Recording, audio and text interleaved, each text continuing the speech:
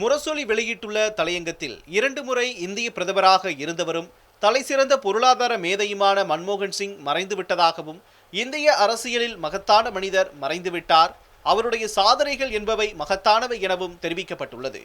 அவர் அரசியல்வாதி அல்ல என குறிப்பிட்டுள்ள முரசொலி, கல்விதான் அவரை இவ்வளவு பெரிய உயரத்திற்கு அழைத்து சென்றதாக கூறியுள்ளது.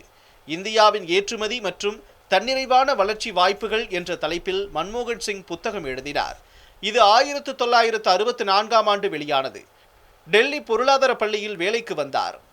1971ஆம் ஆண்டு இந்திய அரசின் வர்த்தக அமைச்சகத்தின் பொருளாதார ஆலோசகராக அவர் நியமிக்கப்பட்டார். அடுத்த ஆண்டே நிதி அமைச்சக ஆலோசகர் ஆனார். நிதி அமைச்சக செயலாளர், திட்டக்குழுவின் துணைத் தலைவர், இந்திய ரிசர்வ் வங்கியின் ஆளுநர், பிரதமரின் ஆலோசகர் ஆகிய பொறுப்புகளில் வரிசையாக உயர்ந்தார். 1991ஆம் ஆண்டு நிதியமைச்சரானார். 2004ஆம் ஆண்டு இவரை பிரதமராகவே ஆக்கியது காங்கிரஸ் கட்சி. இவை அனைத்தும் அவரது கல்வி, பொருளாதார மேதமையால் கிடைத்த பதவிகளை தவிர அரசியலால் கிடைத்தவை அல்ல என்றும், இதற்கு முன்னுதாரணம் இல்லை எனவும் முரசொலி தெரிவித்துள்ளது. மன்மோகன் சிங் தனது பதவிக்காலத்தில் கல்வியாளர், பொருளாதார அறிஞர், சிந்தனையாளராகவே நடந்தும் கொண்டார். அத்தகைய திட்டங்களுக்கே முன்னுரிமை கொடுத்து செயல்படுத்தினார். மகாத்மா காந்தி தேசிய ஊரக வேலை உறுதி சட்டமானது 2005ஆம் ஆண்டு கொண்டு வரப்பட்டது. கோடிக்கணக்கான கிராமப்புற மக்களுக்கு 100 நாட்கள் ஊதியத்துடன் கூடிய வேலை கிடைத்தது. ஏப்ரல் 2008இல் இந்த திட்டம் மகாத்மா காந்தி தேசிய ஊரக வேலை உறுதி சட்டம் என பெயர் மாற்றப்பட்டது. இன்று வரை கோடிக்கணக்கானவர்களின் வாழ்வாதாரத்தை உறுதி செய்து வருகிறது. மன்மோகன் சிங் ஆட்சியில் ஏராளமான சட்டங்கள் கொண்டு வரப்பட்டன.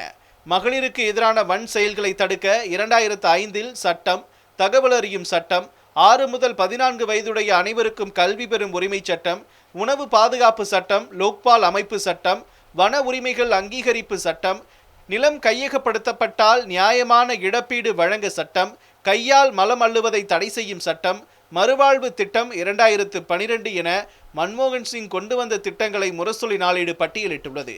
மகளிர் இடஒதுக்கீடு மசோதா மாநிலங்களவையில் அவரது ஆட்சியில்தான் நிறைவேறியது. 11வது 5ஆண்டு திட்டத்தில் 8 புதிய IITகள், 7 IIMகள், 30 மத்திய பல்கலைக்கழகங்களை கொண்டு வர திட்டம் தீட்டியவரும் அவரே. உணவு தானிய உற்பத்தியை அதிகரித்தார். 140 கோடி மக்களுக்கு ஆதார் அட்டைகளை வழங்கினார். வாஜ்பாய் அரசாங்கத்தால் தொடங்கப்பட்ட தங்க நாற்கர சாலை மற்றும் நெடுஞ்சாலை நவீனமயமாக்கல் திட்டத்தை மன்மோகன் சிங் தலைமையிலான ஐக்கிய முற்போக்கு கூட்டணி அரசு தொடர்ந்தது. சிறப்பு பொருளாதார மண்டல சட்டம் 2005ஐ கொண்டு வந்தார். 1991, 1996ஆம் ஆண்டுகளில் இந்திய நாட்டின் நிதி அமைச்சராக இருந்த அவர் 2004, 14 ஆகிய 10 ஆண்டுகளில் இந்திய நாட்டின் பிரதமராக இருந்தார். யாருடைய சிந்தனையையும் யாரும் தடுக்க முடியாது. உலகின் ஒரு பொருளாதார சக்தியாக இந்தியா உருவாகுவதையும் யாராலும் தடுக்க முடியாது என்று சொல்லிவிட்டு நாடாளுமன்றத்தில் தனது உரையை 1991ஆம் ஆண்டு தொடங்கினார் மன்மோகன். அதனை தனது பதவிக்காலத்தில் நிறைவேற்றி காட்டினார். மன்மோகன் சிங் முன்னாள் நிதியமைச்சர் ப. சிதம்பரத்துடன் இணைந்து மேற்கொண்ட நடவடிக்கைகளால் இந்திய பொருளாதாரம் 8 முதல் 9 விழுக்காடு பொருளாதார வளர்ச்சி விகிதத்தை அடைந்தது. 2007இல் இந்தியா அதன் அதிகபட்ச GDP வளர்ச்சி விகிதமான 9 விழுக்காட்டை அடைந்தது. உலகின் 2வது வேகமாக வளரும் பெரிய பொருளாதார நாடாக இந்தியா மாறியது. கொரோனா காலத்தில் மோடி அரசாங்கம் மக்களை கைவிட்ட போது முதலாவதாக அரசாங்கம் மக்களின் வாழ்வாதாரங்களை உறுதி செய்து பாதுகாப்பு நிலையை உறுதி செய்வதுடன் கணிசமான நேரடி ரொக்க உதவி அளிப்பதன் மூலம் அவர்களுக்கு செலவழிக்கும் சக்தியை அளிக்க வேண்டும் என்று அறிவுரை சொன்னவர் மன்மோகன் சிங். அரசின் ஆதரவுடன் கூடிய கடன் உத்தரவாத திட்டங்கள் மூலம் தொழில்துறைக்கு போதிய மூலதனம் கிடைக்க செய்ய வேண்டும் என்றும் கூறினார். மனிதாபிமான நெருக்கடியால் பொருளாதார தேக்கம் ஏற்படுகிறது. வெறுமனே பொருளாதார எண்கள் மற்றும் நடைமுறைகளின் அடிப்படையில் பார்க்காமல் நமது சமூகத்தின் எண்ணங்களின் அடிப்படையிலும் பிரச்சனையை பார்க்க வேண்டும் என்றும் சொன்னார். தனது பதவிக்காலத்தில் நாடாளுமன்ற நடவடிக்கைகளில் தொடர்ந்து பங்கெடுத்தார். அனைத்து விவாதங்களிலும் கலந்து கொண்டு பதில்கள் அளித்தார். வயது முதிர்ந்த நிலையில் சக்கர நாற்காலியிலும் மாநிலங்களவைக்கு வந்தார்.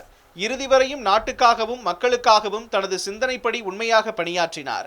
இவை அனைத்துக்கும் மேலாக தமிழ்நாட்டு வரலாற்றில் மன்மோகன் சிங்குக்கு தனியிடம் உண்டு. தமிழ் மொழிக்கு செம்மொழி தகுதியை ஏற்படுத்தி தர வேண்டும் என்பது நூற்றாண்டு கனவாகும். தமிழின தலைவர் கலைஞரின் வேண்டுகோளை ஏற்று 2004ஆம் ஆண்டு தமிழை செம்மொழியாக ஒன்றிய அமைச்சரவையில் தீர்மானமாக அறிவித்தவர் அன்றைய பிரதமர் மன்மோகன் சிங்.